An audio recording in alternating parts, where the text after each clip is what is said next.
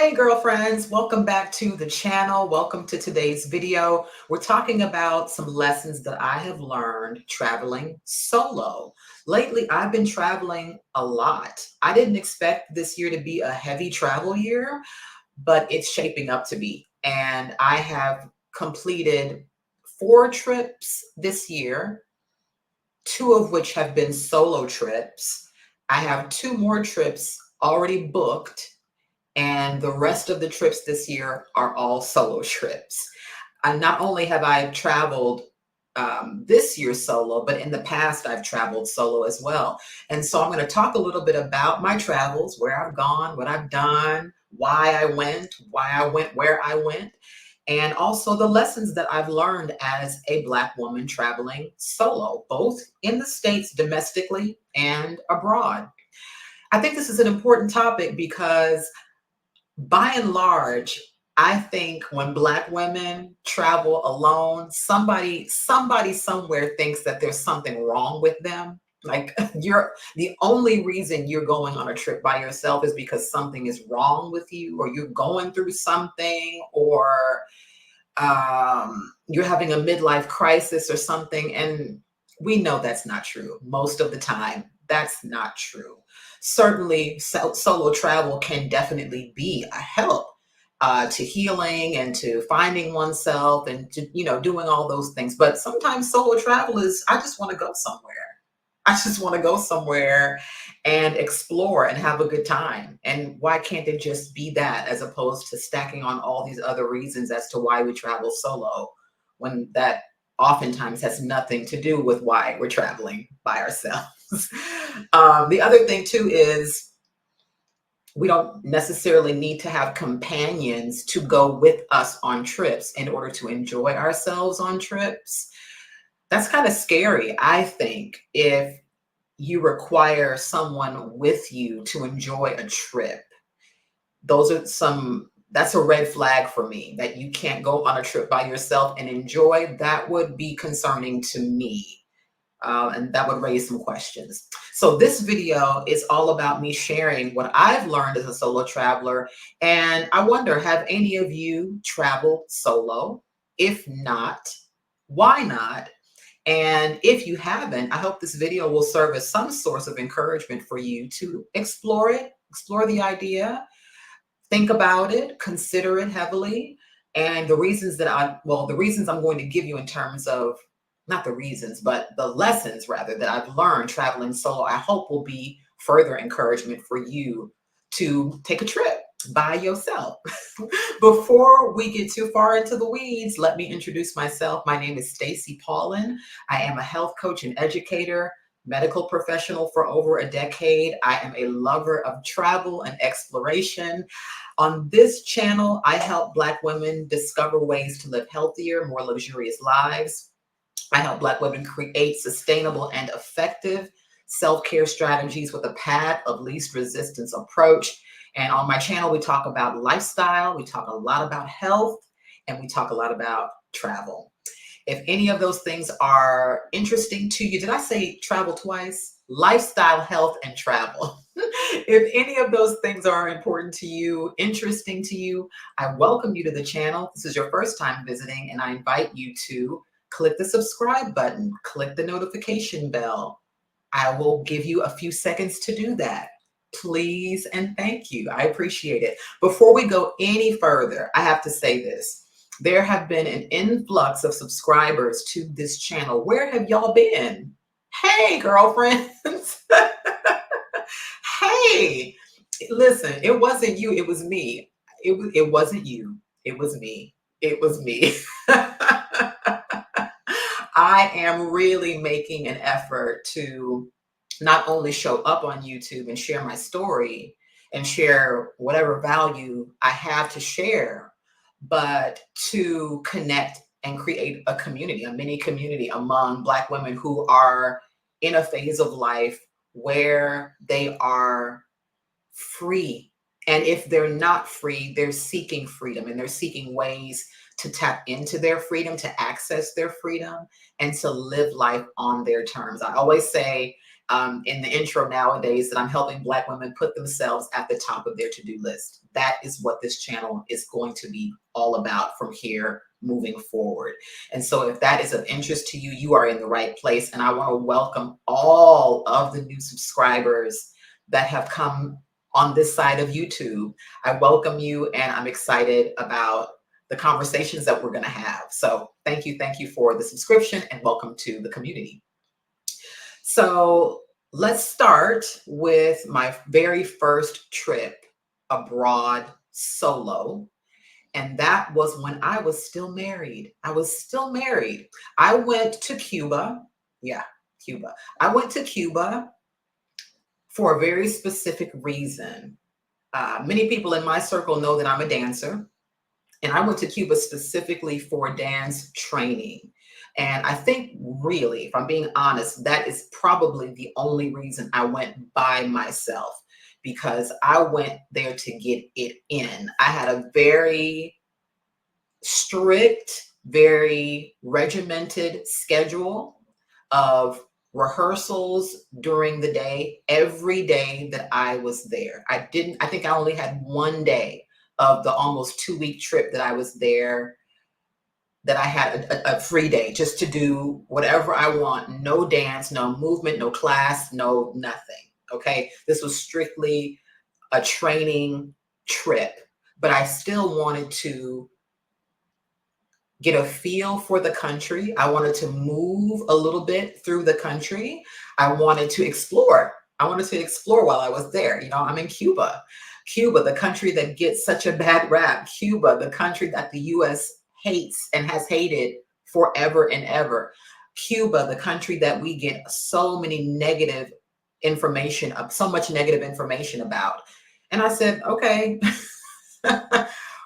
okay, I need to go see for myself. And this very talented teacher that was a protege of a very, very popular Cuban teacher in the States lives there in Cuba. So nobody could have deterred me. I was definitely going, and I did go. And I had a wonderful time. I always tell people, Cuba is not an easy place to land. I wasn't there for very long. I was only there for a couple of weeks. But even in those couple of weeks, it was rough for me. And it wasn't, I'll explain what I mean by that. It wasn't rough in the sense that I had difficulty surviving and thriving in the country. It was just different, just like any other country that you would visit. But Cuba's a third world country. It's not like going to Spain. It's not like going to Germany. It's not like going to Switzerland. It wasn't that kind of trip. And I knew that it wasn't going to be that kind of trip, but I didn't know that I would not have internet access unless I went to a park a few blocks down from my Airbnb. There was no access to internet in my Airbnb, around my Airbnb. You had to go to the park to access it, or go to like local hotels and places like that, public places, essentially, to access the internet. I didn't know that. I didn't know that you had to have some type of card that gave you access to the internet. You had to go to a store to get a card to buy time to use the internet. I didn't know that. I didn't know about the supermarkets. There really aren't any supermarkets like we know supermarkets to be in the States. I mean, there were shelves that were literally aisles that were literally empty. There was nothing there. I didn't know that. I didn't know how difficult it would be to get groceries. As a plant-based eater, I was aware that I would probably have some challenges in terms of eating out, going to restaurants and things. Cubans have a very meat-heavy diet. That's just the way that they eat. But luckily, I was able, as all vegans are, as all plant-based eaters are, to piece some things together here and there. And I did a lot of cooking on my own. One thing that was really interesting to me was the bread line in Cuba. There's an actual panaderia, and there's a line. You can't just walk up to the window and get your loaf of bread. Like, there's a line, Everybody has a bag that they carry with them to go get their bread. And look, I'm a bread fanatic. Anybody who knows me knows I love bread. I could eat a whole loaf of bread by myself. And I love baking fresh bread too. And I got in line and didn't have a bag. So I was like, okay, I'm in line. I'm not getting out of this line. I'm looking behind me. I'm like, this line has gotten too long. I'm already having to wait. I'm not getting out of the line. And a gentleman who was standing in front of me happened to look back and saw I had no bag. And clearly he knew that I wasn't Cuban. Well, I'm assuming he did. He knew that I wasn't because I didn't have a bag. And he had more than one bag and he gave me one of his bags. And so as I approached the window to get my bread, which was dirt cheap, it was so good, so good. I was able to put the bag in the bread, the bag of the bread. I was able to put the bread in the bag that he gave me. So sweet, so sweet. So that's what I mean by when I say challenging. Cuba was a challenge in that regard. The other challenge too, which is related to dance, is that the studio that I was taking classes in had no AC, and y'all know Cuba's hot and humid, and we were working. It wasn't, you know, my teacher didn't play. So windows were open, the breeze was coming in, but it was hot air. And I probably lost 5 pounds in those 2 weeks just off the dancing alone. There was no AC in the buildings there in terms of the studios that we practiced in. So there were some things that took getting used to. And that's what made it rough for me to get around and to maneuver around. The other thing too is Cubans speak a very, very specific type of Spanish. Yes, the words are the same, but the way they say the words are very different. In fact, there are lots of people who speak Spanish that say they have a hard time understanding Cuban. So for me, as someone who speaks intermediate Spanish and is pretty confident in my Spanish, I had a rough time in Cuba speaking Spanish with the locals, but I knew enough and my ear was attuned enough to what they were saying over time that it became a lot easier for me to get around. So that was my first solo trip out of the country. And again, this year I've done a lot of traveling. I went out west and I stayed in Colorado for a week. That was beautiful. Colorado has just become one of those places in the States that I absolutely adore. I go every year. And that trip was really a rest and relaxation and rejuvenation kind of trip. And then just last week, I got back from Florida. I had a trip down there as well. I loved it. The weather was hot. It was beautiful. I had a great time. So what have I learned as a solo traveler on these travels that I've taken so far as a solo traveler? What are the things that I've learned? The first thing out of the gate that I've learned as a solo traveler is that being alone is not the same as being lonely. I know what loneliness feels like, and I've been lonely with someone laying up right beside me. I don't need I don't need to be by myself to know what loneliness feels like. Being alone, I think, is something that we need more of as Black women, because in that solitude, you learn a lot about who you are, and not without even trying. It's not like, okay, I'm going on this trip to go find myself. No, no, no. I'm going with the purpose to enjoy myself, but the solitude, being alone, lends itself very well to that kind of experience where you just find yourself thinking and pondering, and you get a chance to get in tune with what's going on with you, with no distractions. No distractions. Nobody's pulling at you. If your phone is going off, you can put that thing on silent, put it away for a little bit. You can do whatever you want. You can stay in your place, your Airbnb, your house, your hostel, wherever, or you can go for a walk, or you can go have a meal or whatever. You have that kind of freedom. But being alone does not necessarily mean that you're lonely. And I can honestly say, on all the trips so far that I've been on by myself, I've not had a moment of loneliness. Like I said, I know what loneliness feels like. I know, I know what that's like. And I never felt that way. And I've not felt that way on any of the trips so far. I'm just too, I entertain myself very well. I don't need a lot. I'm the kind of person, I don't need a lot. There's some, and you would think different because, I'm from the city originally. I've lived in the countryside for a long, long time.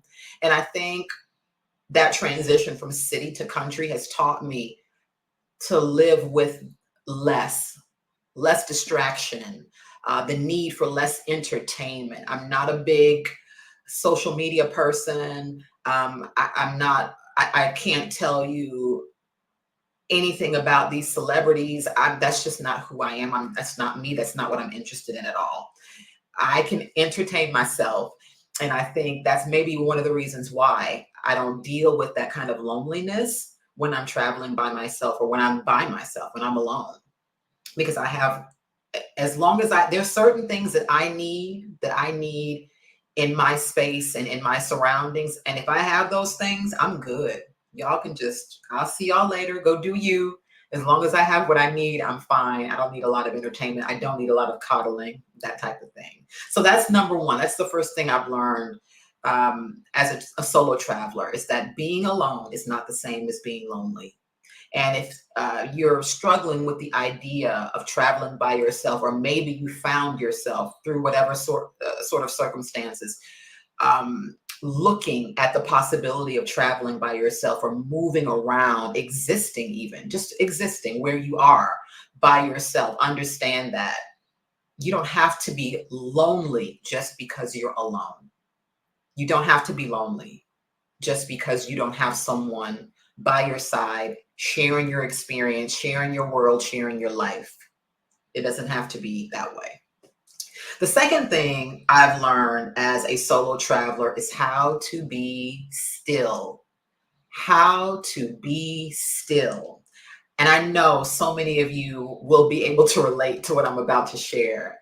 I have been raised, and I'm not saying it's been done purposely, but I've been raised and conditioned, like many Black women, to move, move, move, go, go, go, produce, produce, produce.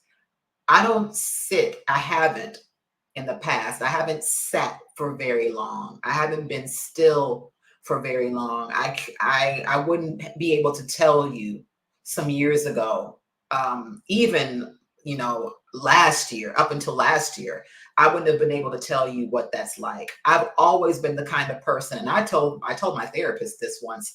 I told him, I said, I am the kind of person that is used to having 10 plates spinning all at once and not thinking anything of it. I've got the work, I've got managing the house, I got managing the family. When I had one, I was traveling, performing, running, establishing and running a business, managing all the other things that I had on the side, and volunteering my time, my expertise. I was doing all the things, canvassing. I had my toe dipped in, and not dipped, but I had my foot submerged in several different pools. And I was okay with that until I wasn't. And I think those moments of solo travel, even in Cuba, I know I was really busy because I was every day back and forth to the studio, but those moments of solitude allowed me moments of stillness. And I think that's, the seed was planted then, where I realized the power of stillness. And now, 2024, this year, I've really learned the power of stillness and have been able to implement it concretely into my life.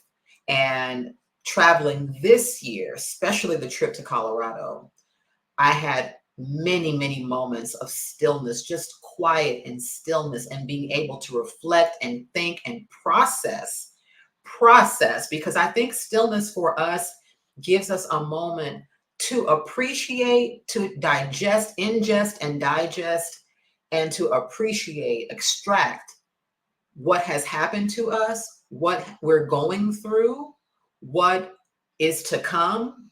It gives us a chance to really map out where we want to go and what we want to do. And when, in the midst of the hustle and bustle of life, we don't really have a lot of time to do that for us. We have time, we make time, like I mentioned in another video, to do all the things for everybody else. And that requires us to be busy, to be in everybody's Kool-Aid, to be in everybody's business, to help them do what they need to do.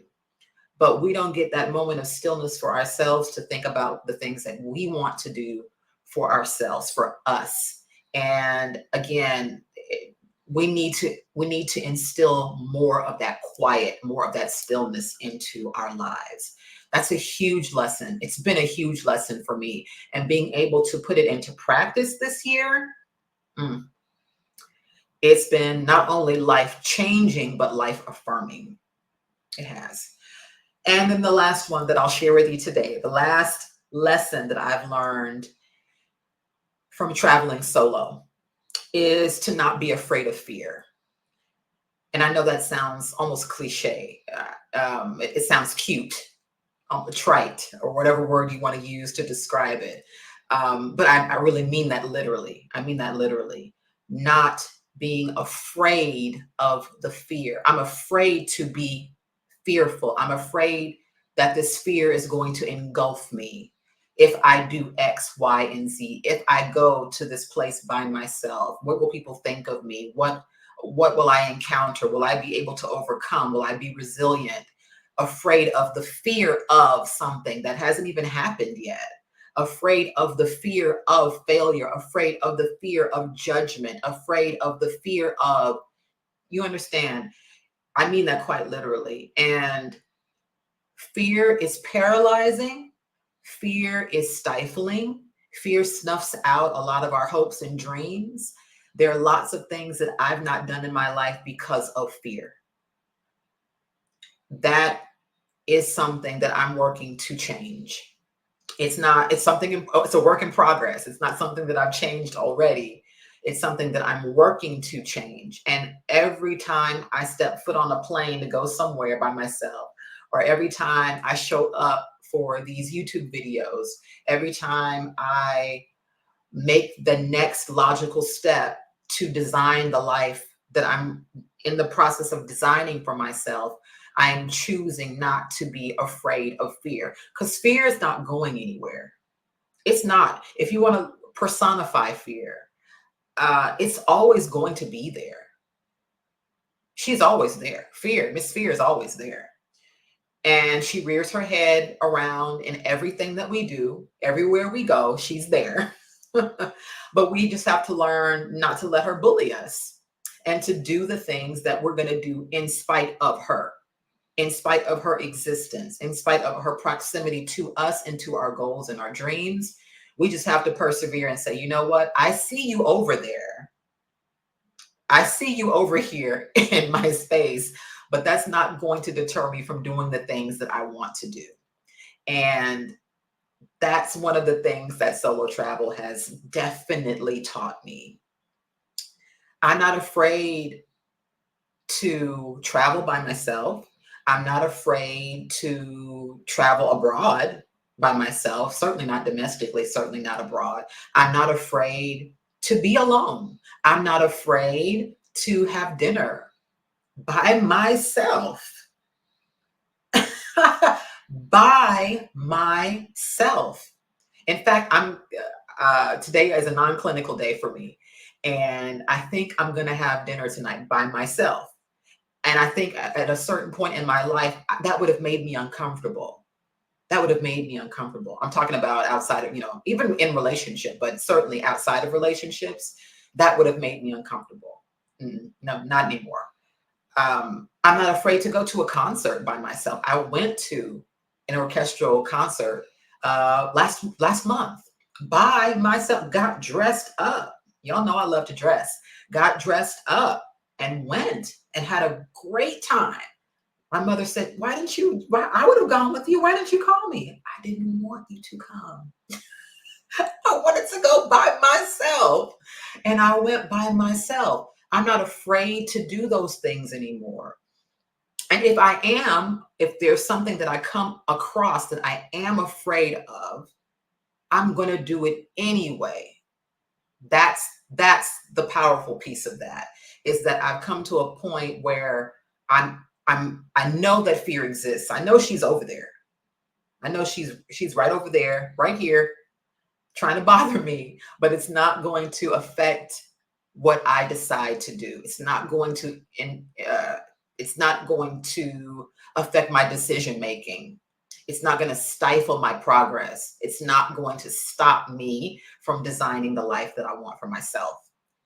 And that has so much to do with self-compassion. It has so much to do with self-care. It's amazing how travel is a tool for self-care. I'm going to make a video about that very soon. I have it in my log of videos that I plan to make very soon.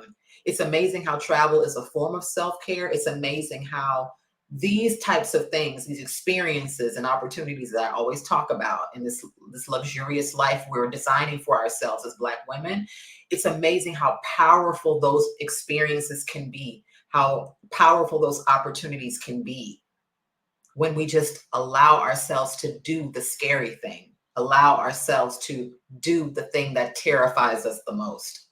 And I know traveling for a lot of us is scary, especially traveling solo. So I hope sharing my experiences with you all today has given you some insight into me, but also has given you some insight into yourself, what you may be struggling with, what you may need to consider for yourself as you're designing your life, as you're changing some things and rearranging some things and making some decisions for yourself and practicing that agency and that sovereignty that I was talking about in the luxury video, which I will link in the description. Think about it. Think about it. I encourage you to do that.